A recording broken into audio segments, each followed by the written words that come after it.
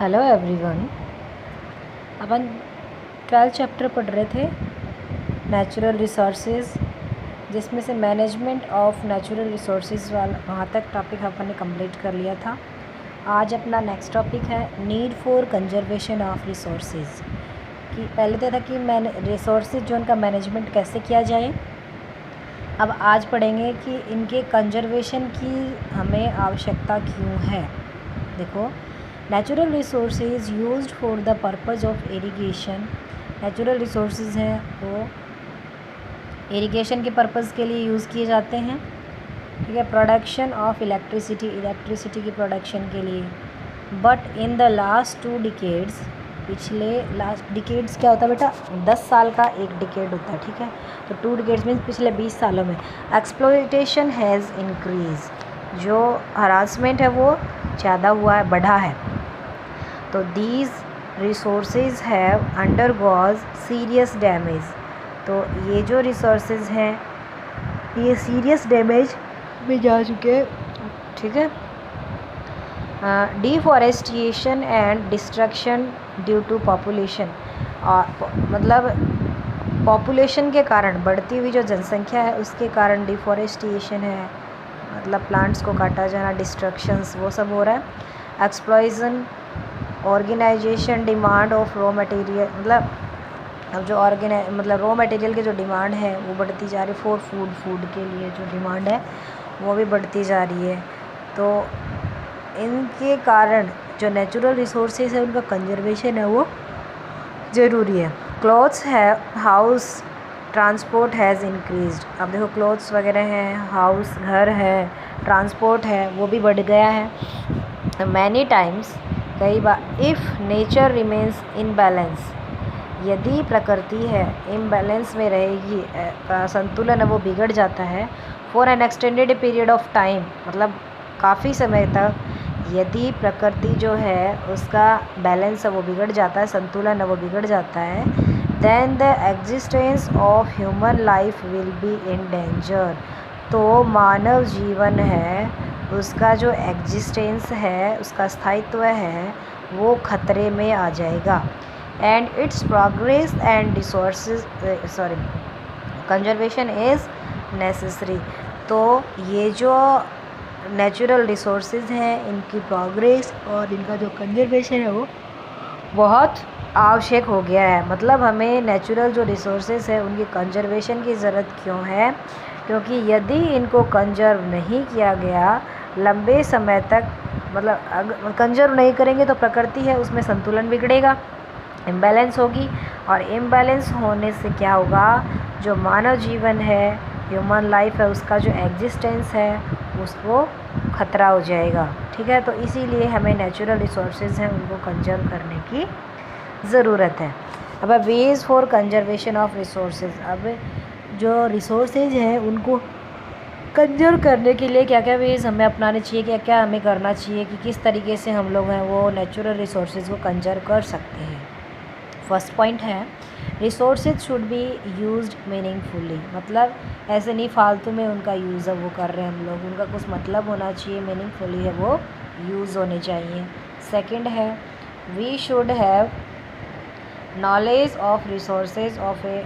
तो हम लोगों को क्या होना चाहिए, we should have knowledge of resources of a particular country और ए स्टेट। ठीक है, तो हम लोगों को नॉलेज होना चाहिए, कोई भी पर्टिकुलर कंट्री है या फिर कोई भी स्टेट है, उसका जो नेचुरल रिसोर्सेज है उनके बारे में हम लोगों को नॉलेज है वो होना चाहिए।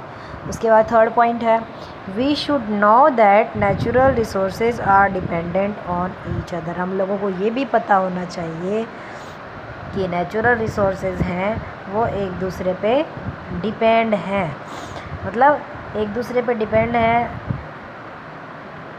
तभी तो नेचर है वो मतलब चल रहा है, एक दूसरे पे डिपेंडेंट होते हैं नेचुरल रिसोर्सेज। हम लोगों को ये भी पता होना चाहिए कि यदि एक का नुकसान हो रहा है तो उसके साथ में दूसरे पे भी फ़र्क पड़ेगा। इस तरीके से हम लोगों को नेचुरल रिसोर्सेज है उनका पता होना चाहिए कि ये एक दूसरे पे डिपेंड होते हैं।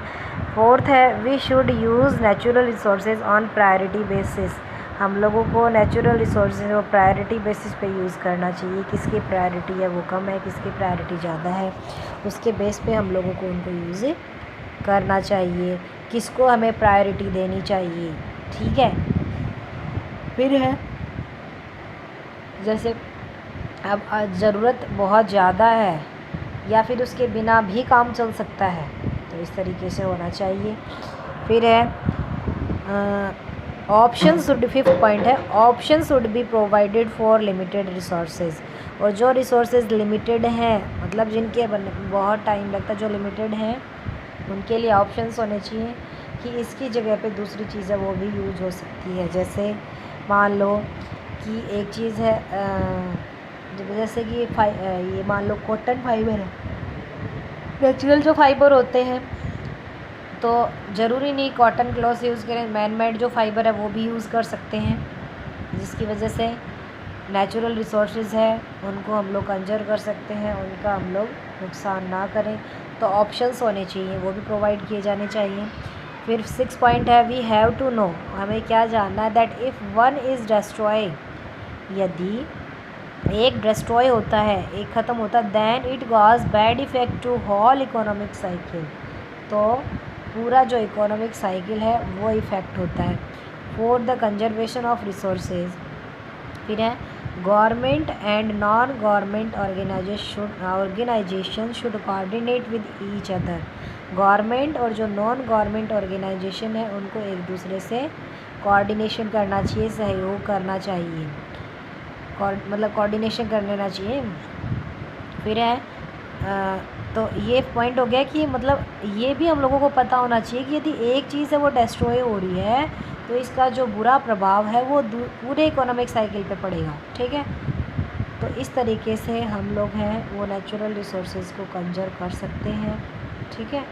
उसके बाद नेक्स्ट है फॉरेस्ट क्या होता है। देखो forest is the base of life on the earth. पृथ्वी के ऊपर जो फॉरेस्ट होते हैं वो हमारे लाइफ के बेस हैं, हमारे जीवन का आधार है। किस तरीके से आधार है, क्योंकि फॉरेस्ट के ऊपर ही हम लोग डिपेंडेंट हैं। हम लोगों को बहुत सारी चीज़ें हैं जो कि फॉरेस्ट से मिलती हैं, जो हम हमारी डेली लाइफ में यूज़ करते हैं। अगर वो ना हो तो क्या हो सकता है वो आप खुद अंदाज़ा लगा सकते हैं। तो फॉरेस्ट जो है वो हमारे जीवन का आधार है। It is the reason from development of life to place in ancient time, क्योंकि पुराने समय में भी हमारे पूर्वज मतलब एंसेंट टाइम में जो हमारे लाइफ का डेवलपमेंट है वो फॉरेस्ट से ही स्टार्ट हुआ था। जैसे अर्ली मैन वगैरह हैं पूरी तरह से फॉरेस्ट पे डिपेंड थे, सब कुछ वो लोग जंगलों से ही लेते थे, खाने पीने की चीज़ें, रहने के लिए सब चीज़ उन्हें फॉरेस्ट से ही मिलती थी। तो फॉरेस्ट जो है वो हमारे अर्थ के ऊपर लाइफ का जो है वो बेस है। उसके बाद है यूजेज ऑफ फॉरेस्ट के बहुत सारे यूजेज हैं, बहुत लिख सकते हो आप लोग, मन से भी लिख सकते हो। तो फर्स्ट है देखो क्या है, these gives us various economically useful product हैं, वो देते हैं हमें ये, लाइक गम्स जो होते हैं, गोंद है, डाइज कलर्स वगैरह, एंड इसेंशियल ऑयल जो ज़रूरी तेल वगैरह होते हैं वो हमें प्रोवाइड करते हैं। सेकंड है these help in producing of rainfall, इन्हीं की वजह से क्या होती है, बारिश होती है। Conservation of water resources to maintain the flow of water in the river, और जो वाटर रिसोर्सेज हैं इनकी कंजर्वेशन से क्या होगा, ये मेंटेन करते हैं वाटर रिवर के अंदर उसके फ्लो को। उसके बाद है next third point, these are helpful to maintain humidity of atmosphere, जो हमारा एटमॉस्फेयर है, हमारा जो वातावरण है उसके अंदर जो ह्यूमिडिटी है उसको मेंटेन करने में हेल्प करते हैं फॉरेस्ट, उसको मेंटेन करके रखते हैं। फिर नेक्स्ट है they prevent soil erosion and makes land fertile, ये जो है जो सॉइल इरोजन होता है, मिट्टी का जो कटाव है उसको रोकते हैं, और मिट्टी जो होती है उसको एंड मैक्स लैंड फर्टाइल, मिट्टी को फर्टाइल बनाते हैं, उपजाऊ बनाते हैं। मतलब कि जो सॉइल इरोजन को कैसे रोकते हैं, देखो आप लोग खुद भी करके देख सकते हैं, जहाँ पे प्लांट्स होंगे वहाँ की मिट्टी जो है वो सेफ़ रहेगी, उसके अंदर कोई कटाव नहीं होगा। लेकिन जहाँ पे प्लांट्स वगैरह नहीं होते वहाँ पे मिट्टी या तो हवा के साथ उड़ जाएगी या फिर पानी के साथ बह के चली जाएगी। तो प्लांट्स जो है उसकी जो रूट्स होती हैं ना प्लांट्स की, तो रूट्स होती हैं वो मिट्टी के जो पार्टिकल्स होते हैं सॉइल के, उस पार्टिकल्स को जकड़ के रखती हैं, ठीक है। तो वो उसका कटाव नहीं होने देती। तो प्लांट्स जो होते हैं वो सॉइल इरोजन को रोकते हैं और जो मिट्टी होती है उसकी फर्टिलिटी को बनाए रखते हैं, ठीक है। नेक्स्ट टॉपिक है अपना डिफॉरेस्टेशन। आज के लिए इतना ही, बाकी पढ़ेंगे कल। Thank you.